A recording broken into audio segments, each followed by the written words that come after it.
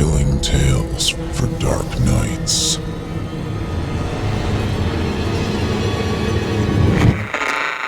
Want to make sure you never miss a Chilling Tales for Dark Nights video again? Be sure to subscribe and hit that bell to turn on notifications.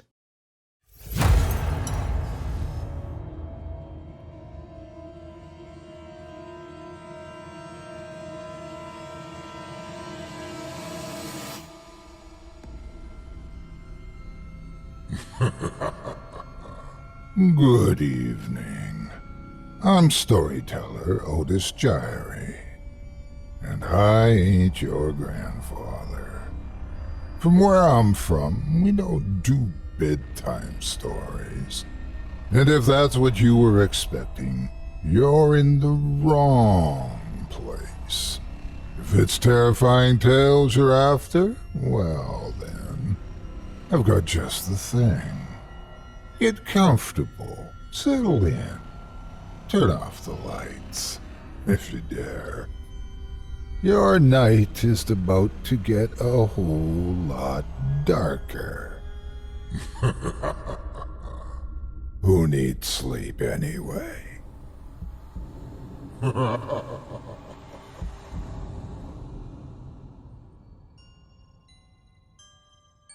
ha ha ha! Good evening. You're listening to Scary Stories Told in the Dark. Welcome to Season 7, Episode 11. I'm your host, Otis Jiry. And in this episode, I'll be performing 5 spine-chilling tales for you, all of them from author C.J. Cannatelli, about fear-filled families, cryptic creatures, ominous occupations, awful addictions, and deadly decisions. You're listening to the standard edition of tonight's program, which contains the first 2 terrifying tales. If you'd like to show your support and enjoy an extended version of this and other episodes with twice the terror, visit simplyscarypodcast.com and click Patrons in the upper menu to sign up today. Thank you for your support. Now, it's time to take a walk together down the moonlit trail. So, lock your doors, turn your lights down low, and settle in. The show's about to begin.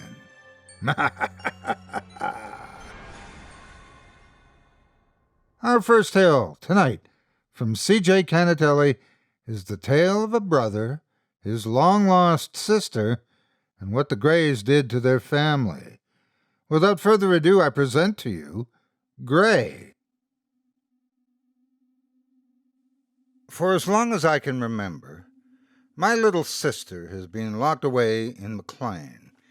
That's the mental hospital in Massachusetts, and probably one of the best in the country, if not the absolute best. I was only 8 years old when the incident occurred.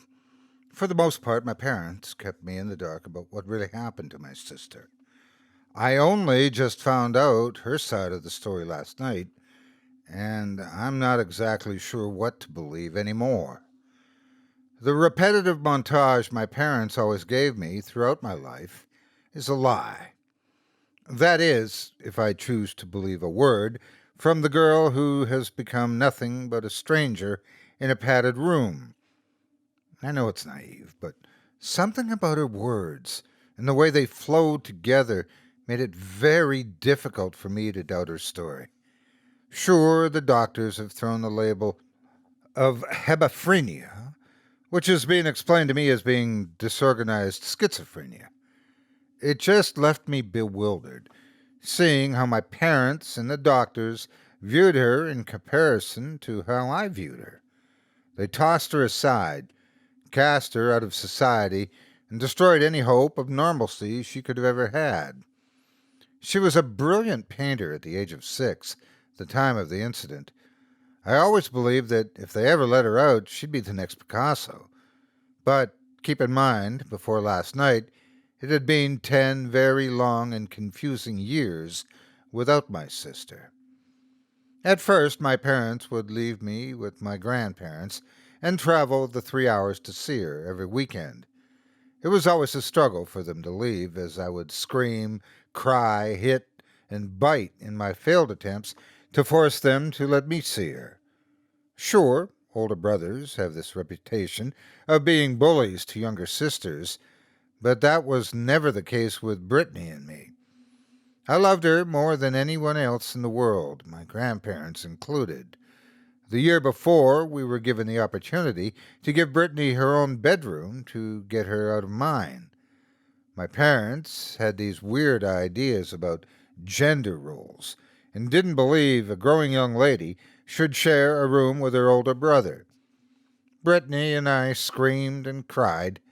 I threw a lamp at my father. After a whole weekend of fighting, our parents relented and allowed us to continue sharing the room together. Let me be clear, there was nothing fucked up going on or anything like that. We were innocent children, and I took the role of big brother extremely seriously. I argued that when they first brought my sister home from the hospital as a newborn, my father told me it was my job to help protect her. I made that my mission throughout my entire childhood, and I felt like I'd be betraying her if I let them move her bedroom away from mine. Brittany had a terrible fear of closets and windows at night, and about 3 or 4 nights a week she would come sleep in my bed on the bottom bunk, which was a full size in comparison to her twin bed above me. Brittany would insist that a big gray man would watch her through our bedroom window. Though I always welcomed her into my bed, I never let her know my secret. For almost a year, I believed it was all in her head. One night she crawled into my bed and cried into my shoulder, waking me up. "Don't look," she whispered. "The big gray man's watching." I never wanted to upset her, let alone the fact that I never believed her, so until that night, I never checked the window. I blinked the sleep away from my eyes and suddenly glanced out the window. It wasn't intentional. I had no motivation to actually look. My eyes just happened to follow a brief movement on the other side of the glass. From the corner of my eye, I saw something. Whatever it was, it had a massive head and gray, sagging skin that covered protruding bones. For some reason, I didn't believe what I was seeing. I grabbed Brittany and rolled her onto her side, facing me, and keeping her back to the window. For about 10 minutes, I was locked in a staring contest with whatever the fuck this thing was. The only movements it made was tilting its bulbous head from left to right quizzically. It seemed curious rather than menacing. Eventually, I blinked and the creature was gone. I believed I was having some kind of night terror and never spoke about this to anyone. I firmly believed Brittany's story had gotten under my skin. Until last night, I rarely thought about the gray man at the window. It seemed almost like the remnants of a forgotten nightmare. It just didn't seem plausible to me. As the weeks turned into months, my parents stopped going on their trips to visit Brittany altogether. My parents actually removed all of the pictures of Brittany from the photo frames around the house, and even from the family photo album. When I discovered a missing school picture in the hallway, I went on a mad dash through the house, desperately trying to find a photo of my sister. My parents refused to acknowledge what they'd done and sent me to my grandparents for a month. No matter how much I screamed and sobbed, there was no bringing the photos of my sister back. At school, I told the counselor that all the pictures were gone. She sat me down and told me that when something bad happens like this, it might be easier on my mom and dad to hide the pictures away for the time being. It took her 3 hours to convince me that it would be all right. I just couldn't stop crying.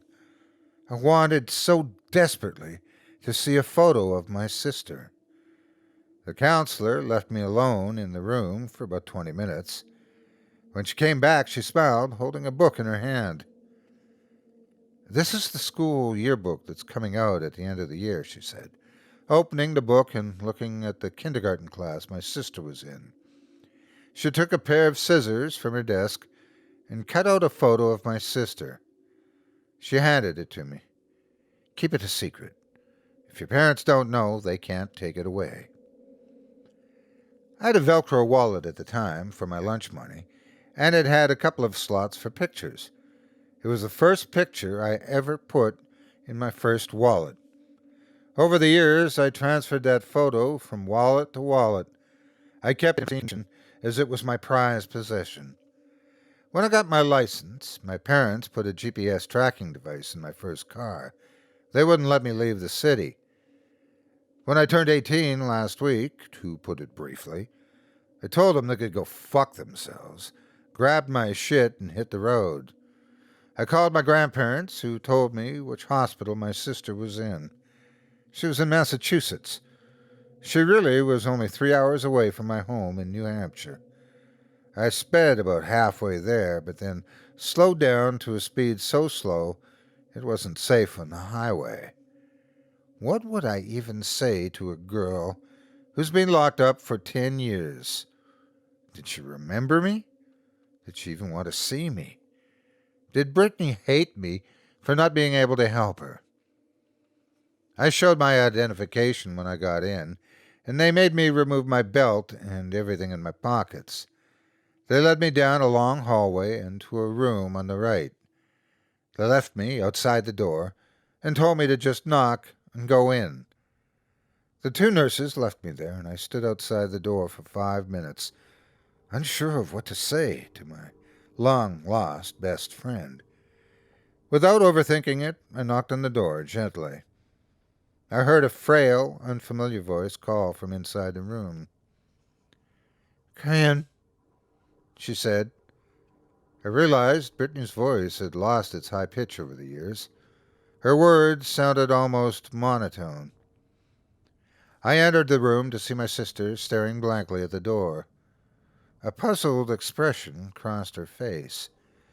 She wore loose hospital clothes, and I gasped when I saw the scars of what had once been very deep cuts in her wrist. She didn't like my reaction and seemed very self-conscious, pulling the sleeves on her long shirt over her hands defensively. "Who are you?" she asked. "What do you want?" "It's me, Britt," I said, tears filling my eyes. "It's Brandon." Brittany stared at me for a long moment, but she stood up off her chair and came to face me. Her expression didn't change in the slightest. It was the most blank expression I had ever seen a human being wear. She approached me and lifted her left hand, touching the side of my face. I knew she always did this as a child when she would see a long-lost relative. "Brandon," she said flatly, "you left me here." I instinctually wrapped her in an uncomfortably tight hug and sobbed loudly. "Britt, never. They hid you from me, and I found you. I love you, Britt. Please, please tell me why they did this to you. I want to help. I want to get you out of here and take you to live with me." She hugged me gently and led me half-heartedly to a set of chairs. I sat down with her and she stared at the wall. She began speaking rapidly but in a monotone voice. "The incident," she said. "The Barbie clock said 11:08. It was the big gray man who opened the window, Brandon. You were still awake downstairs and watching a movie with Dad. It happened so quickly. Everything went white. The man was the last thing I saw. Next thing I know, I'm surrounded by white lights and several big gray men. They touched me in bad places, tortured me, and said big words I didn't know. In the blink of an eye, I was back in bed, facing the clock. It was 11:17. That's when I screamed. I kept screaming for days. They brought me to the hospital, then another and another. And I've been here for years, and no one believes me." My mouth had fallen open in shock. All I remembered from that night was the screaming and my parents not letting me near my sister. The last time I saw her was when the ambulance brought her away. My memory flooded with images of the night I saw the big gray man outside the window. If she was crazy, why did I remember it? That's when I took action. I stood up and knelt in front of her, grabbing both sides of her face. Granddad gave me the number for this lawyer. I told her, I'm not leaving until I can take you home. I'm getting an apartment anywhere you want. It'll be like the old times. The times before all this. Please, Britt, give me a chance. I just know I can get you out of here. Brittany did something that proved all of her doctors wrong. She smiled. Her type of schizophrenia was supposed to mean that she had something called the flat effect, meaning she doesn't smile. If they were so right about her, why the fuck was she smiling? I love you, Benton. She giggled, her voice regaining some of her childhood glee I remembered. You're always there to save me. I refused to leave the hospital last night. I'm typing this on my laptop using the hospital's Wi-Fi. No, I don't believe the doctors, and I don't believe my parents or anyone else. I believe Brittany, and as I type this, 2 attorneys from the firm are filling out papers. The head doctor has agreed to release her into my custody, as she's only 16. This has eaten my entire savings from my high school job at Walmart, but I'll never tell Brittany that I've barely got enough to get us a cheap place. I can get a job, but there's no way I'll be going to college. I'm hoping there's still hope for Brittany. I'm determined to give her the normal life she was robbed of so many years ago. $6,000 to get custody of my sister. My total savings was just under $15,000. We'll be all right. We'll get by. I'll get a job and she can go to school like she should be doing. They've got her tutors here, and she's almost up to date on her education. I congratulated her for being on the road to graduating when she turns 19. I made a big deal and promised to take her on a shopping spree when we get out of here. I'm going to make reservations at the nicest restaurant I can find. I'm going to do all the shit my parents failed to do. I'm looking at listings now. There's a 1-bedroom apartment in Maine that I can afford.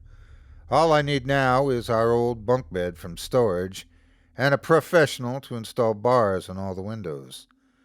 Whoever and whatever did this to her, to us, won't be coming back.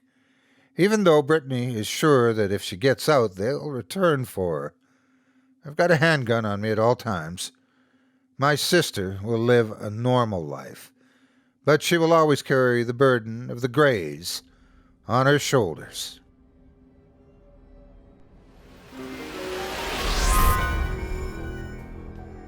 Right in time for Halloween, our favorite time of the year here at Scary Stories Told in the Dark, Hulu is bringing out an original series, Hellstrom. Hellstrom is based on characters from Marvel Comics, though a darker, more chilling, and supernatural side of the Marvel comic universe, which sets it apart from the rest of the Marvel properties. Best described as mature, suspenseful, mysterious, scary, dark, thrilling, chilling, authentic, dark and dry humor. Starring an incredible ensemble cast with riveting performances, including Tom Austin, Sidney Lemon, Elizabeth Marvel, Robert Wisdom, Ariana Guerra, June Carroll, and Elaine Uy. Hellstrom is essentially the story of a very complicated family. A woman who fell in love with a bad guy, discovered it much too late, and a horrible, traumatic family incident that tore everyone apart. It's the story of 2 broken children who were estranged and raised separately, becoming 2 very different people. But the world isn't ready for a Hellstrom family reunion. It's a thrilling ride, with a ton of twists and turns as the series unravels the mysteries surrounding the Hellstrom family. Hellstrom is not the typical superhero comic book reimagination. It leans more to horror, with darker, more character-driven storylines. Nature versus nurture. how we overcome the demons we have, whether they're inherited or is a result of our life experience. You're invited to tune in now, as all episodes of Hulu's Hellstrom are streaming now only on Hulu.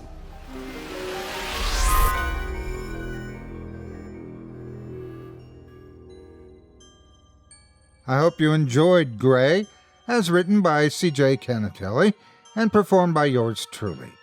If you enjoyed that first story and would like to see more of Miss Cannatelli's work and help support her while you do, I'd like to encourage you to pick up a copy of one or more of her books, available now on Amazon. Visit simplyscarypodcast.com/CJ. That's simplyscarypodcast.com/CJ, and you'll be redirected to Amazon, where you can explore the author's catalog and get your fix of the fearsome for months to come. And just so you're aware, we're an Amazon associate, meaning a portion of your sale made using that URL is provided to us when you complete your purchase, so you can rest assured you're helping everyone involved when you get your copies today. All of the stories in tonight's episode, for your example, come directly from the pages of CJ's September 2019 collection of horror short stories, The Depravity. You'll find paperback and Kindle ebook editions of the book on Amazon, along with an audiobook version narrated by none other than yours truly, Otis Jiry. Alongside the 5 stories featured in this episode of Scary Stories Told in the Dark, you'll get 5 more of CJ's spine-tingling tales, representing some of her very best work.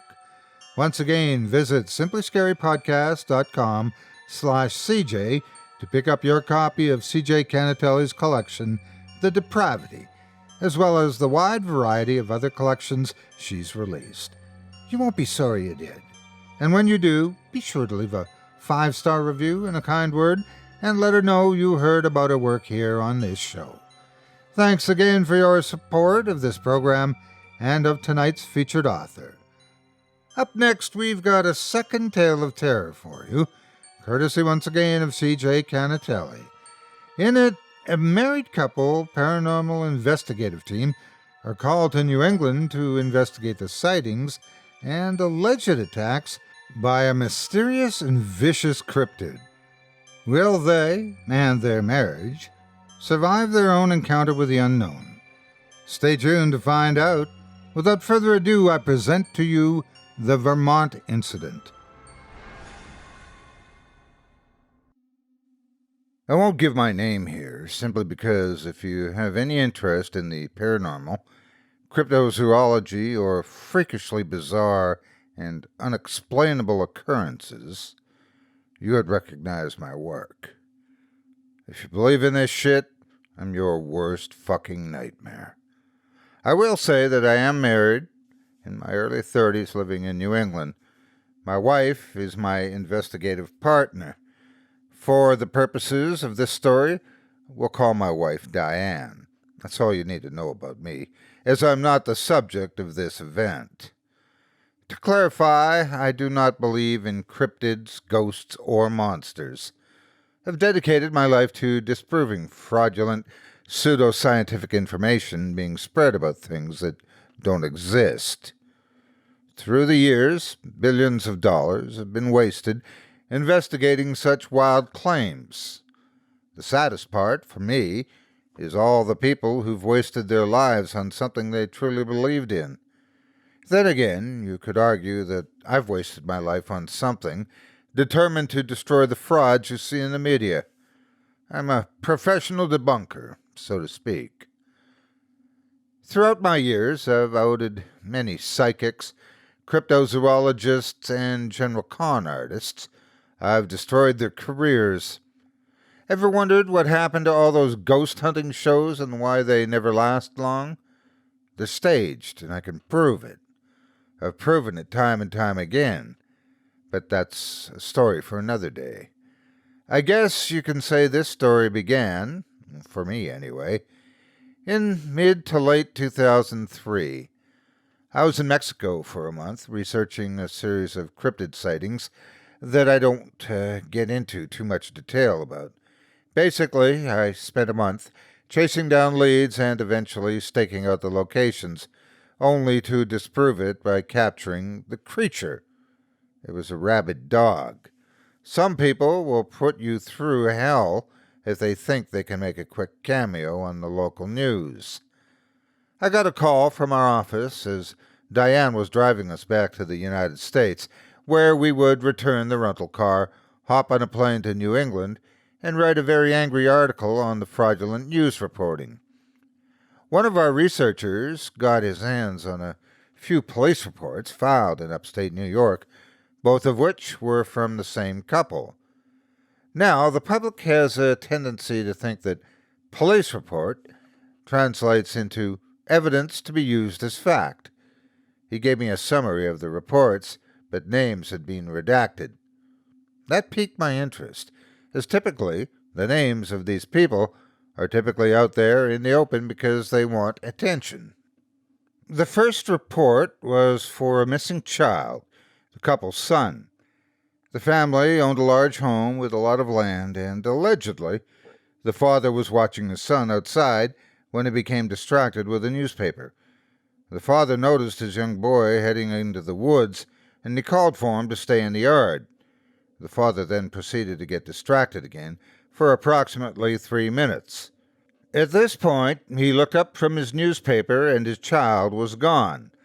The father didn't immediately panic, assuming the little boy couldn't have gone far. He entered the woods at approximately 3:15 p.m. to look for his son. After 5 or 10 minutes, the father began to panic. He decided to run inside to call the police, but on his way back, he saw a yellow piece of fabric on the ground about 20 feet away from where he was walking. He remembered his son had been wearing a yellow shirt and hurried to the object, finding that the shirt had been torn to pieces and was soaked with blood. Police were called and search parties were launched. Within the next 3 days, they found one of the boy's shoes and his baseball. The boy's body has never been found. I was skeptical as to where my research was going with this. So a kid ran off in the woods and got himself mauled by a bear or something. How did this concern me? The second report was filed 6 days after the boy's disappearance. The couple also had a daughter who was 2 years younger than her brother. She slept in a bedroom across the hall from their bedroom, located on the second floor of the house. The father came into the bedroom complaining about hearing noises that appeared to be coming from the attic. The couple assumed it was an animal and went to bed. A few hours later, at approximately 2:35 a.m., the couple awoke to a loud crash coming from somewhere in the house. The parents were immediately on their feet, rushing to check on their daughter, who was now screaming. The parents entered the room and saw a crouched, hairless figure with gray skin and sunken black eyes. It was hovering over the daughter's bed. The creature caught sight of them and crawled out of the now broken second-story bedroom window. The mother rushed to her daughter, who was dead, while the father was on the phone with the operator. Her body was completely mangled, but my researchers spared me the details. At first, I laughed at him. I know it sounds harsh, but I was not about to get involved in two parents guilty of killing both of their kids and blaming some monster in the woods. My researcher insisted that he only brought it up because sightings of this creature had been reported all throughout New England. I asked for a more in-depth description of what we were looking for, and my researcher paused for a long moment. "Here's the thing," he said, coughing quietly before continuing. "This isn't exactly recent. Yes, there's been an uptick in accounts in New England, but this definitely mirrors a lot of classic folklore. The people up in New England are calling this thing the rake for some reason I'm unsure of." I muffled a laugh. "The rake? Is this a joke?" "We can't find a source on where the name came from," he sighed, "but similar accounts have been reported by the Navajo reservations on the other side of the country, but they call them skinwalkers. I sighed, cutting him off. God, will they give it up already? It's been debunked for several reasons. The primary reason is that it's described as being a witch using animalistic forms. But if it were in the shape of an animal, all the vocal cords wouldn't be able to emulate voices. I know, he said. But the physical description is there regardless. Then again, leave Navajo legend out of this. I've seen some people claim a stray dog was really a skinwalker. None of those accounts are credible, as it's the whole my uncle's cousin's sister's neighbor bullshit. Urban legend. At least be respectful about it, I joked. These people actually believe this. I'm in the business of debunking frauds, not religions. I know, he said. You and Diane are scheduled for a cabin in Vermont tomorrow afternoon. You'll be there from tomorrow till next week Sunday.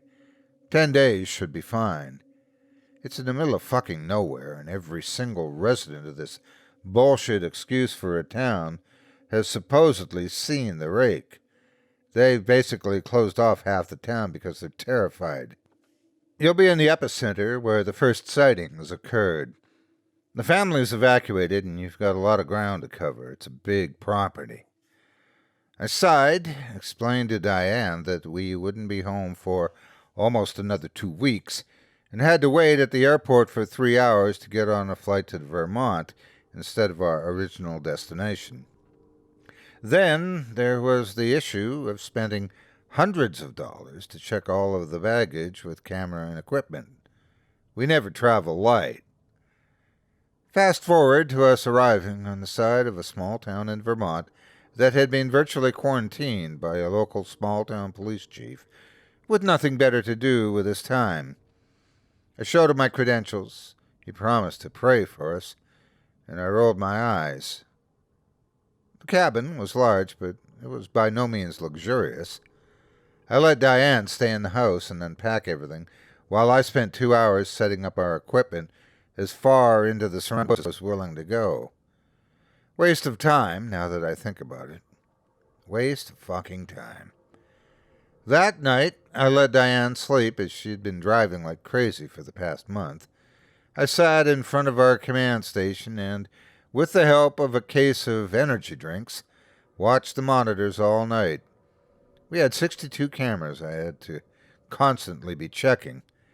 At around 1 in the morning, I finally found something. All in the span of about 10 minutes, 47 of our cameras had been inactive. That means the cameras were not recording and had most likely been severely damaged, likely beyond repair. In all my years, nothing like this has ever happened before. Sure, I've lost a few devices here and there, and occasionally a couple would go offline temporarily. But these cameras had clearly been tampered with. I was fucking livid. I firmly believed that some local hicks were fucking with my equipment, trying to scare me off. I was having none of that. I put on some warm clothes, was quiet as to not wake Diane, and realized I had no choice but to go see what the fuck was going on. I didn't believe in God at that time, but I know a higher power was looking out for me that night. Not only did I remember the combination to our gun safe, but I had the sense not to bring Diane with me. My greatest fear is losing Diane, and as she's asthmatic, she would not have been able to run. She would have died that night like I almost did. I don't know why, but I kept the gun loaded. I was originally planning to use it to scare off whatever rednecks were fucking with over $250,000 in equipment. Something in my gut told me to load it, check it twice, and put extra rounds in my pocket of my trench coat. I carried a small but very bright flashlight and began my journey into the surrounding woods. I immediately headed in the direction of the damaged cameras. It took me about 20 minutes to finally reach the location of the damaged cameras. Along the way, all of the cameras I checked were functioning, I jogged most of the way, only stopping to examine equipment. I didn't feel good about leaving Diane alone in the house with a bunch of crazed hillbillies running around. When I reached the first set of damaged audio and video equipment, I instinctively cocked my gun. No rednecks could have done this amount of damage. These cameras were mauled, and half of them appeared to be bitten. I realize now that it may have been because they definitely appeared to be out of place. They were red in comparison to the green and brown surroundings. This would likely make them a target to any real predators. For the first time in my life, I began to believe in something without seeing it firsthand.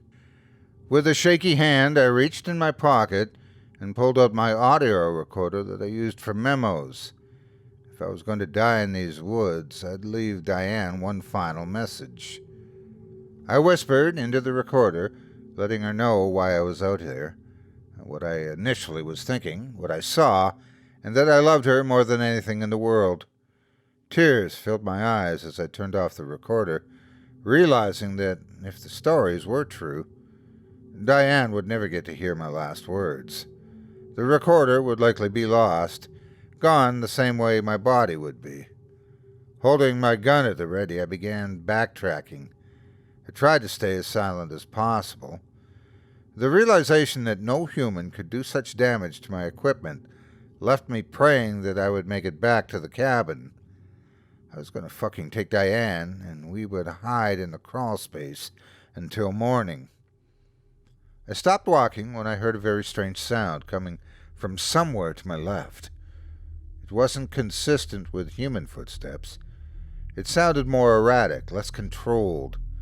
Whatever it was, it sounded like it was walking on more than two limbs, and it was moving fast. In a flash, I turned to face the noise, standing my ground as my training had taught me. I had the upper hand. I had a loaded firearm, and this animal, this creature, couldn't hurt me. At least that's what I kept trying to tell myself. With quivering hands, I stared into the trees, catching a glimpse of something gray. My researcher's words replayed in my mind, but I didn't want to get trigger-happy and kill some hick having a laugh. "Show yourself!" I screamed, standing my ground and masking my terror. "I've got a gun!" This was when it happened.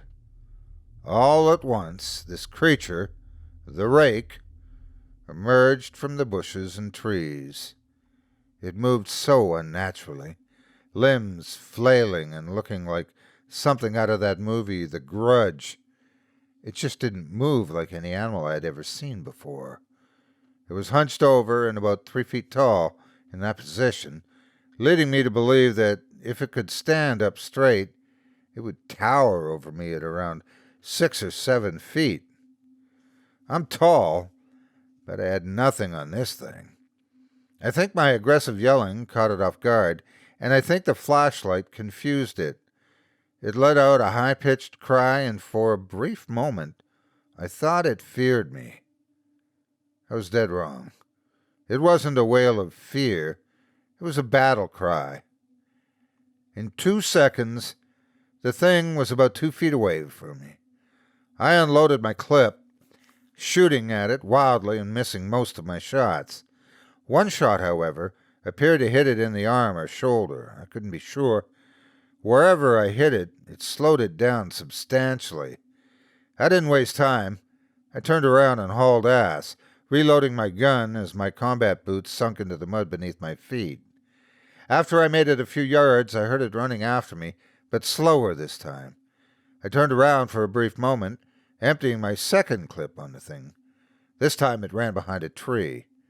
Once again I ran and reloaded. I didn't hear it following me, but I didn't slow down. Before I knew it, I burst through the back door of the house and locked it. I ran into the hallway and began pushing a massive bookcase in front of the door. I made so much noise, Diane came running down the stairs. I didn't have time to explain, so I reached in my pocket, handed her my recorder, and told her to listen to the last 10 minutes. I had to physically grab my wife by the arm as I pulled the staircase from the ceiling. I shoved her up the stairs, refusing to hear any of her demands for answers. All I kept repeating was 4 simple words. Listen to the tape. Once I was sure Diane was secure in the crawl space, I grabbed both sides of her face and kissed her for a long moment. I had to defend her, even if it meant losing my life to do so. She had already heard most of what had happened from the recording and sobbed loudly, begging me to hide with her. I told her I'd protect her and closed the staircase, trapping her inside. I darted to the control station and realized my server was completely down. That meant, in short, that I could see the 6 remaining cameras surrounding the house, but they would not record. I heard Diane sobbing quietly, but I knew that was because I was in the room right below her crawl space. I searched desperately to find the heavy-duty guns we kept for emergencies like these. It took me several attempts to get the combination on the locks right because of how shaky my hands were. I watched the cameras, loading my rifle and lighting a cigarette. I grabbed a half-empty bottle of scotch from the dresser and took a long swig. I nearly spit it out when I saw the creature crawling on one of the cameras. Then another. It was circling the house, but it seemed injured. 20 minutes before the sun came up, the creature was gone, and I'd packed up everything we had, keeping a close eye on the cameras. Armed to the teeth, I brought everything to the car. I didn't want Diane to panic. The moment the sun illuminated the world, I got Diane out of the crawl space. I kissed her repeatedly as she slapped me on the chest for not letting her help. I basically dragged her into the car and we got the hell out of Dodge. We weren't able to salvage any of our cameras. We lost over $250,000 in equipment, but we made it out alive. After that, Diane and I decided we finally wanted a baby. We'd tried dozens of times to write a response to the stories about the rake on the website. To this day, the cryptid article on the website is the only one listed as status probable.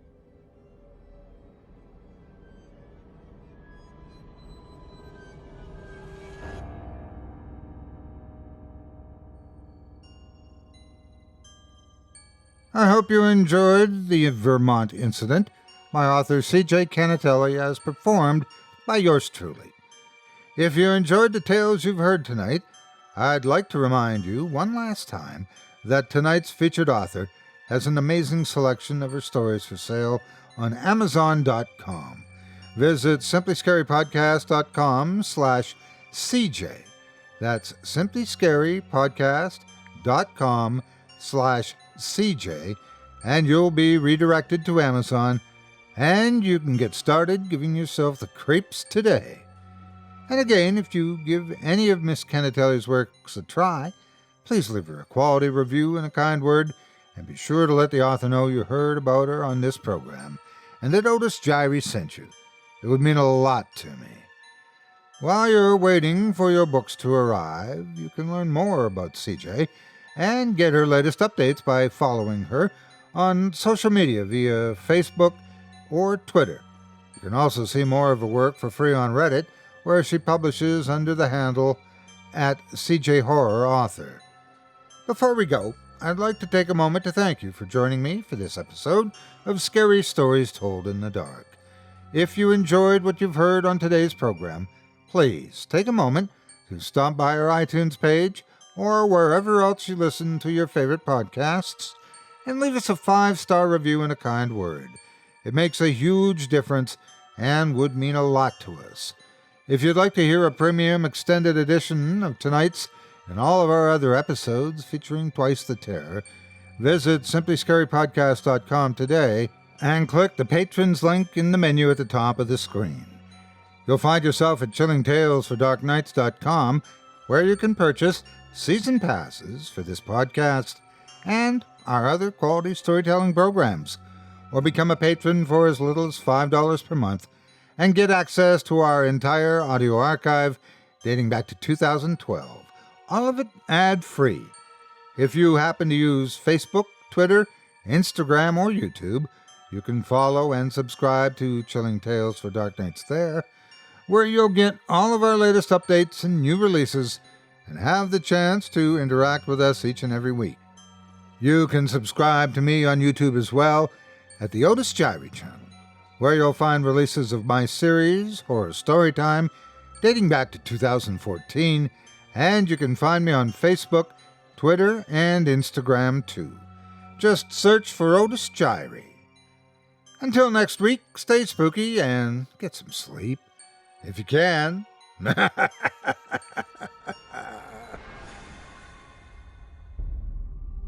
Thanks for listening.